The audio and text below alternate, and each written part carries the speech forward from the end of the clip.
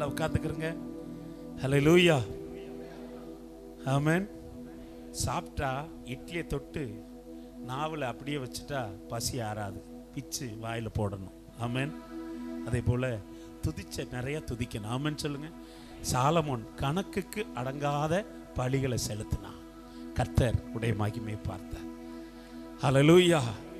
துதி துதி துதி துதி. ஹல்லேலூயா.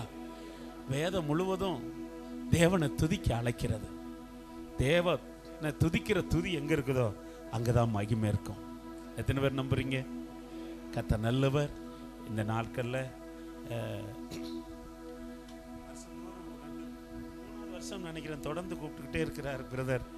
ஆமாம், நானும் ஜெபம் பண்ணி பார்த்தேன். ஏசப்பா உங்க சித்தம்னா இருந்தால் தான் நான் போகணும், இல்லைன்னா போகவே கூடாதுன்னு ஜெபம் பண்ணேன். சித்தமாக இருக்குது போல், அதனால தான் கொண்டு வர்றாரு. ஹல்லேலூயா, ஆமென். எல்லாருக்காக மீண்டும் நன்றி சொல்கிறேன். பாஸ்டர் ஐயா உட்காந்துட்டாங்க, எங்கேயும் ஊழியம் இருக்குன்னு சொன்னாங்க. எட்வர்ட் பாஸ்டர் ஐயா அப்படியே உட்காந்துட்டாங்க தேவ சமூகத்தில். ஆமென். கர்த்தர் நல்லவர். எத்தனை பேர் சந்தோஷமா இருக்கிறீங்க? யோசுவாவின் புத்தகம் 1வது அதிகாரம் 1-2 வசனங்களை வாசிங்க. கர்த்தருடைய தாசனாகிய மோசே மரித்த பின்பு கர்த்தர் மோசேயின் ஊழியக்காரரான நூனின் குமாரன் யோசுவாவை நோக்கி, என் தாசனாகிய மோசே மரித்து போனான். இப்பொழுது நீயும் இந்த ஜனங்கள் எல்லோரும் எழுந்து இந்த யோர்தானை கடந்து இஸ்ரவேல் புத்திரருக்கு நான் கொடுக்கும் தேசத்துக்கு போங்கள். ஹல்லேலூயா சொல்லுங்க. பேசி நடத்தும் இயேசு. சொல்லுங்க, பேசி நடத்தும் இயேசு. ஆமென். ஆண்டவர், தேவன், கடவுள், இந்த இதெல்லாம் பொதுவான பேர். இயேசுவை தான் நம்ம சொல்லணும். ஆமென் சொல்லுங்க. நம்ம ரட்சிக்கப்படுறதுக்கு அவர் நாமத்தை தவிர வேறொரு நாமம் கொடுக்கப்படலை. அப்போ நம்ம எங்களுக்கு இப்போதான் கொஞ்சம் மூத்தவங்க, அது விசேஷமாக சொர்ணராஜ் பாஸ்டர் சென்னையில் இருக்கிறாங்க. ஏஜி சபையினுடைய மூத்த போதகர்களாக இருக்கிற அந்த தகப்பன் சொல்கிறார், இயேசுவின் நாமத்தை உயர்த்துங்க. ஹல்லேலூயா. பாட்டுகள் எல்லாம் முடிஞ்ச அளவுக்கு இயேசுவின் நாமத்தை ஆமென் வச்சு தான் என்ன செய்யணும், பாடணும் என்ற ஒரு உணர்வு அவங்க சொன்ன உடனே வந்திருக்கு. அதனால பேசி நடத்தும் இயேசு. சொல்லுங்க, பேசி நடத்தும் இயேசு. சொல்லுங்க, பேசி நடத்துவாரா? ஆண்டவர் பேசும்போது பிசாசும் பேசுவான். எதுக்குன்னா அவர் நம்மளை நடத்தக்கூடாது என்பதற்காக. இதே பட்டணத்தில் இருந்த ஒரு சகோதரி கிரேஸ்னு, அவங்க மெர்கண்டல் பேங்க்ல அவங்க வீட்டுக்காரர் வேலை செஞ்சார்.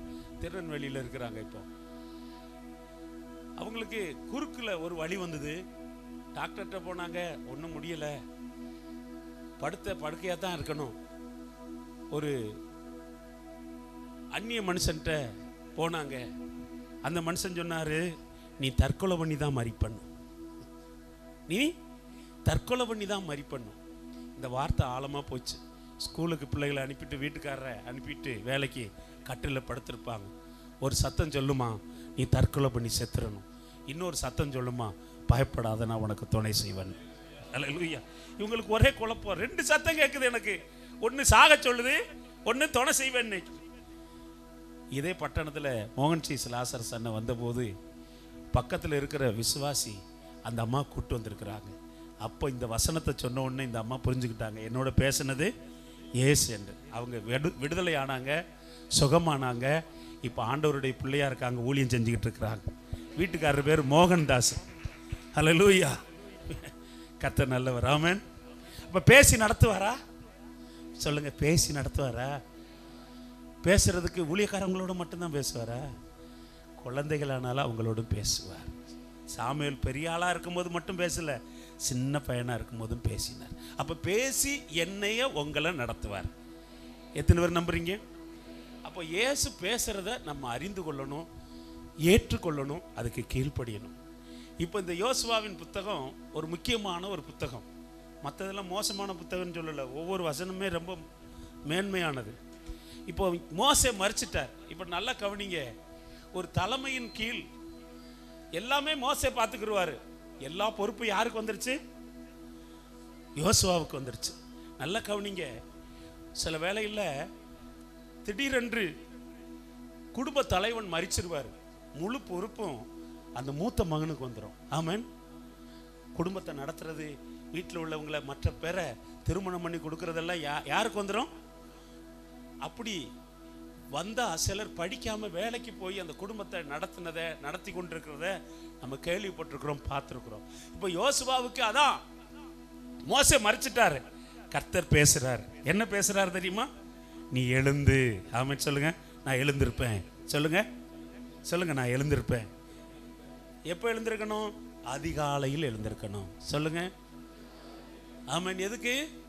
காலைதோறும் கர்த்தருடைய கிருபை புதிதா இருக்கு. நீங்க அதிகாலை வேலையில நான் ஆண்டவரை தேட எழுந்திருக்கிறோம்னு சொல்றவங்க மட்டும், நான் பொய் சொல்லாம, நம்ம பொய் சொல்லாம கை வைத்துங்க. அதிகாலையில் எழுந்திருப்பேன். எத்தனை மணிக்கு? 8 மணிக்கா? 9 மணிக்கா? ஆமென்.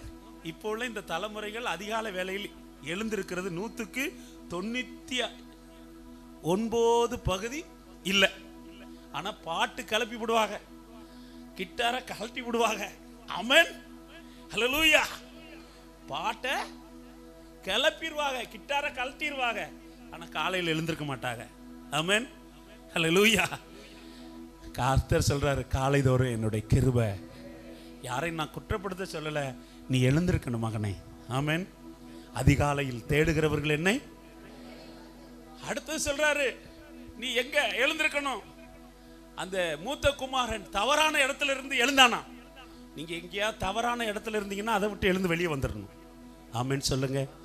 நிறைய பேர் தவறான இடத்துல இருக்கிறாங்க. சங்கீதத்தில் நம்ம இப்படி வாசிக்கிறோம். சங்கீதம் 26வது அதிகாரம் என்று நினைக்கிறேன், என்னுடைய குறிப்பில் இல்லை, இருந்தாலும் நான் அதை எனக்கு ஞாபகம் வருகிறது. 26:4, வீணரோடு நான் உட்காரவில்லை, வஞ்சகரிடத்தில் நான் பொல்லாதவர்கள் கூட்டத்தை துன்மார்க்கனோடு நான் உட்காரேன். ஆண்டவர் சொல்றாரு, நீ எழுந்துரு, தவறான இடத்தை விட்டு எழுந்துரு. எனக்கு 500 ரூபாய்க்கு சில்லறை வேணும் ஆட்டோவுக்கு கொடுக்க. பக்கத்துல ஒயின் ஷாப் இருக்கு. ஒயின் ஷாப்ல 500 ரூபாயை மாத்திட்டு நான் திரும்பி வரும்போது எங்க சபை விசுவாசி என்னை பார்த்துட்டாருன்னு வைங்களேன், என்ன நினைப்பாரு? பனைமரத்துக்கு கீழே பாலை வச்சு குடிச்சாலும் தப்பு தானே, சில்லறை மாத்த ஒயின் ஷாப் தானே கிடைச்சிச்சு, 500 ரூபாய் அவனுக்கு கொடுத்தாலும் சில்லறை இல்லைனாலும் அந்த அவ பேரை நான் ஏத்துக்கலாமா? அப்ப ஆண்டவர் சொல்றாரு, தவறான இடத்தை விட்டு எழுந்துரு. ஆமென் சொல்லுங்க. தவறான இடத்தை விட்டு எழுந்துரு, தவறான மனிதர்களை விட்டு எழுந்துரு. எபேசியர்ல சொல்றாரு, மரித்தோரை விட்டு, அப்போ மரித்த கிரியைகளை விட்டு எழுந்திருக்கணும், பாவ கிரியைகளை விட்டு எழுந்திருக்கணும். ஆற்றில ஒரு காலு, சேற்றில ஒரு காலு. பாவத்துக்கு இடது காலு, பரிசுத்தத்துக்கு வலது கால் இருக்க கூடாது. நிறைய வேலைகளிலே நானும் நீங்களும் பலகீனமா இருக்கிறோம். சபையில பாட்டு தான், வீட்டுல சினிமா பாட்டு தான். ஒரு வீட்டுல, நான் விசுவாசி வீடு, வீட்டுக்கு போனா அந்த வீட்டுல ஓடுது, திருடிய இருதயத்தை திருப்பி கொடுக்காதலான. என்னடா இது விசுவாசி வீடு, சரியா தானே வந்திருக்கிறேன், சத்தமோ கேக்குது. மெதுவா காலிங் மேல அடிக்காம மெதுவா கதவை திறந்து போனா அவங்களுக்கு ஹார்ட் அட்டாக்கே வந்த மாதிரி ஆயிடுச்சு. இன்னொரு பையனுக்கு சபைக்கு வர்றவன் போன் பண்றேன், அவன் போன்ல இருந்து எனக்கு ஒரு பாட்டு கேட்குது. லூசு பொண்ணா, லூசு பையனா, லூசா சுத்துறானா. இதை விட்டெல்லாம் நான் உங்களுக்கு குற்றப்படுத்தல, ஏதோ விழுந்துட்டோம், எழுந்து வந்துருவோம். ஹல்லேலூயா. எழுந்து வந்துரு. சொல்லுங்க, தவறானதை விட்டு எழுந்து வந்துருவேன். ஆமென். கர்த்தர் பேசுறாரு, பேசி நடத்துறாரு. தவறான மனிதர்களை, தவறான பழக்கத்தை விட்டு எழுந்து வந்துடணும். சங்கீதம் 114 வாசிங்க, 1 இருந்து வாசிங்க, சீக்கிரம் வாசிங்க. இஸ்ரவேல் எகிப்திலும், அப்ப கவனிங்க, எகிப்தை விட்டு வெளியே வந்துரு. உன்னை அடிமைப்படுத்துகிற, சிறைப்படுத்துகிற அதை விட்டு வெளியே எழுந்துரு. அதுலயே இருப்ப, அதுலயே இருப்ப. சியோன் குமாரத்திய உன்னை விடுவித்துக் கொள். சகரியா 2:7, பிற்பாடு உனக்கு மகிமை உண்டாகும். ஆண்டவர் பேசி நடத்துறாரு. எழுந்திருப்பேன். சொல்லுங்க, காலையில் எழுந்திருப்பேன். சொல்லுங்க. சங்கீதத்தில் வாசிக்கிறோம், அதிக குறித்த ஜாமங்களுக்கு முன்பாக என் கண்கள் விழித்து கொண்டது. 16வது அதிகாரம் யாத்திராம புத்தகத்துல காலையில எழுந்திருக்கணும். எதுக்கு தெரியுமா? அந்த மண்ணாவை எடுத்தா தான் சாப்பாடு கிடைக்கும். இல்லைன்னா பக்கத்து வீட்டில் போய் பிச்சை கேட்கணும். அம்மா தூங்கிட்டேன், பிச்சை போடுங்க. அந்த அம்மா இறக்கப்பட்டு பிச்சை கொடுத்தா சரி, இல்லைன்னா மன்னிச்சுக்கிறங்க, வீட்டை சுத்தம் பண்றதை எடுத்து ஏண்டி உனக்கு புத்தி இருக்குதான்னு காட்டிடுச்சுன்னு வைங்களேன். பெரிய புரியுதா? ஆமென். நான் தூக்கத்தை தியாகம் பண்ணி நான் மண்ணாவை சேர்ச்சிருக்கேன், நீங்க உனக்கு சேர்க்க தெரியாதா அப்படின்னு ஒரு காரியத்தை செஞ்சுட்டாங்கன்னு வைங்களேன், அந்த அம்மாவுக்கு புத்தி வந்துடும். அடுத்தது ஆண்டவர் சொல்றாரு, இந்த யோர்தானை கடந்து. அப்போ நம்மளை தடுக்கிறதை எல்லாவற்றையும் கடக்கணும். ஆமென் சொல்லுங்க. தடுக்கிற எல்லாவற்றையும் கடக்கணும். உங்களை என்ன எது தடுக்குது? எது உங்களை தடுக்குது? 2 சாமுவேல் புத்தகத்துல தாவீது முழு சமஸ்த இஸ்ரவேலுக்கு ராஜாவை மாத்திடுவாங்க. 5வது அதிகாரத்துல இப்போ ராஜாவா மாறின உடனே 5வது அதிகாரத்துல 6வது வசனத்துல தேசத்துல குடியிருக்கிற எபூசிய மேல் யுத்தம் பண்ண தன் மனுஷரோட கூட எருசலேமுக்கு போனான். அவர்கள் இதிலே பிரவேசிக்க தாவீதினால் கூடாது என்று எண்ணி தாவீதை நோக்கி, நீ இதற்குள் பிரவேசிப்பதில்லை, குருடரும் சப்பானிகளும் உன்னை தடுப்பார்கள் என்று சொன்னார். அவனுக்கு தடுக்கிற யோர்தான கடை உன்னை தடுக்கிறதை மேற்கொள்ளு. எத்தனை பேர் ஆமென் சொல்ல முடியும்? ஹல்லேலூயா. ஏதோ ஒன்று உங்களை தடுக்குதா? ஏதோ ஒரு ஆவி உன்னை தடுக்குதா? நீ எழுந்து யோர்தானை கடந்து எதையெல்லாம் கடக்கணுமோ தாவீது சொல்றார், உம்மாலை சேனைக்குள் பாய்வேன், உம்மாலை மதுல தாண்டுவேன். சில வேளைகளில் சில ஆவிகள் தடுக்கும், சில மனிதர்கள் தடுப்பார்கள், சில மனுஷிகள் தடுப்பார்கள். அண்ணர் சொல்றாரு, நீ யோர்தானை கடந்துற, அந்த யோர்தான தடையை கடந்துரு. தடைகளை தகர்க்கிறவர் முன்னே போகிறாரே, முன்னே போகிறாரே. ஆண்டவர் பேசுறார் யோசுவாவோட, நீ எழுந்திருப்பா, யோர்தானை கடந்திருப்பா. அடுத்து சொல்றாரு, நான் உனக்கு கொடுக்கிற தேசத்துக்கு போ. ஆண்டவர் நமக்கு என்ன கொடுத்திருக்கிறாரு தெரியுமா? விலையேறப்பட்ட ரட்சிப்பை கொடுத்திருக்கிறார், விலையேறப்பட்ட அபிஷேகத்தை கொடுத்திருக்கிறாரு, விலையேறப்பட்ட வேதத்தை கொடுத்திருக்கிறாரு, விலையேறப்பட்ட சபையை கொடுத்திருக்க, ஐக்கியத்தை கொடுத்திருக்கிறாரு, விலையேறப்பட்ட தேவ மனுஷர்களை கொடுத்திருக்கிறாரு, நம்ம வாழ்வதற்கு எல்லாம் கொடுத்திருக்கிறாரு. நித்தியமா வாழ்வதற்கு பரலோகத்தையும் கொடுக்க போகிறார். எத்தனை பேர் நம்புறீங்க?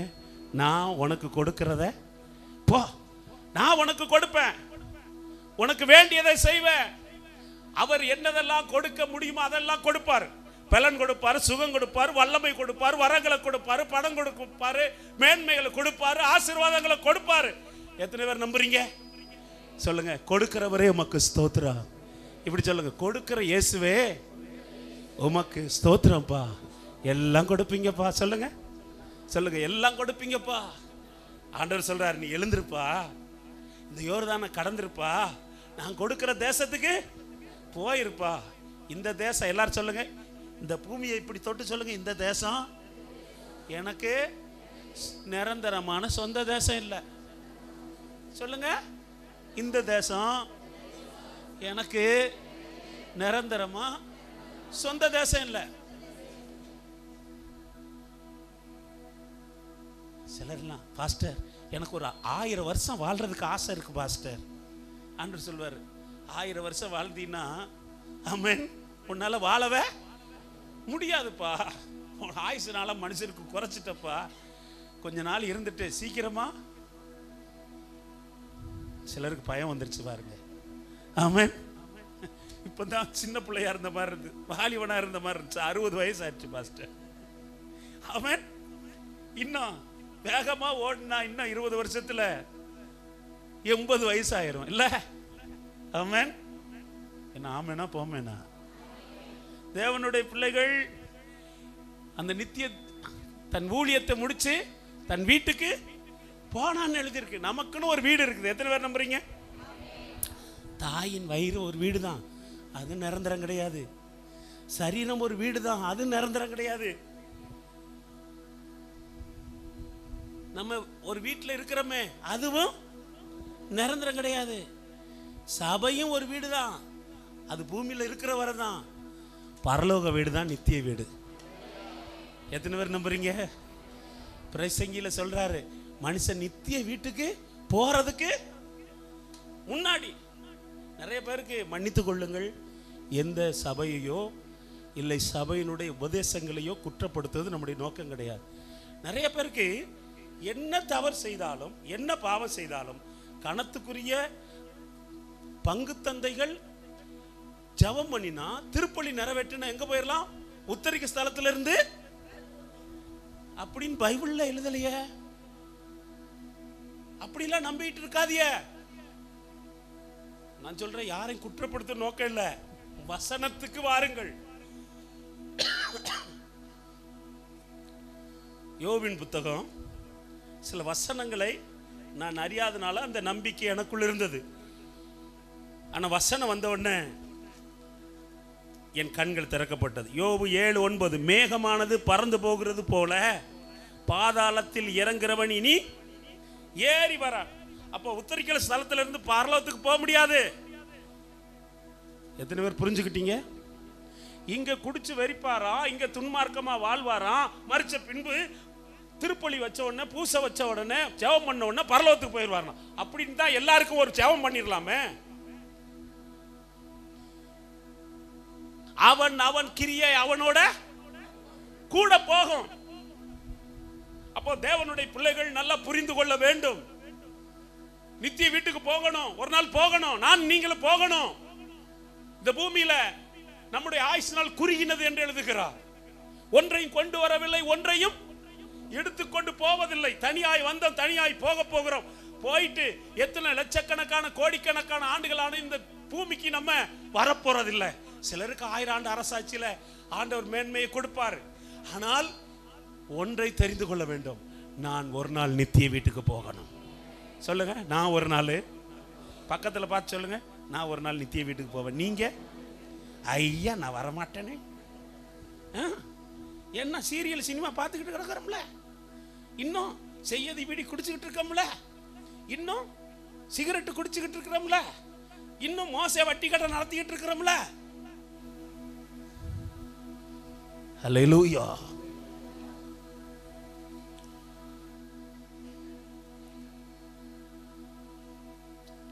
நித்திய வீட்டுக்கு யார் வரலாம் வருவீங்க? ஆண்டவருடைய ஆசை என்ன தெரியுமா? ஏசப்பாவுடைய ஆசை என்ன தெரியுமா? அவர் சிலுவையில் ரத்தம் சிந்தின போது அப்பமும் அதற்கு பின்பும் பூமியில பிறக்கிற அத்தனை பேரும் பரலோகத்துக்கு வரணும். புதிதும் ஜீவனுமான மார்க்கத்தை திறந்துட்டார். அடுத்தது ஆண்டவர் சொல்றாரு, 1வது அதிகாரம் ஆண்டவர் பேசி நடத்துறார். 3:4 வாசிங்க. யோசுவாவின் புத்தகம் 1:3-4. நான் மோசேக்கு சொன்னபடி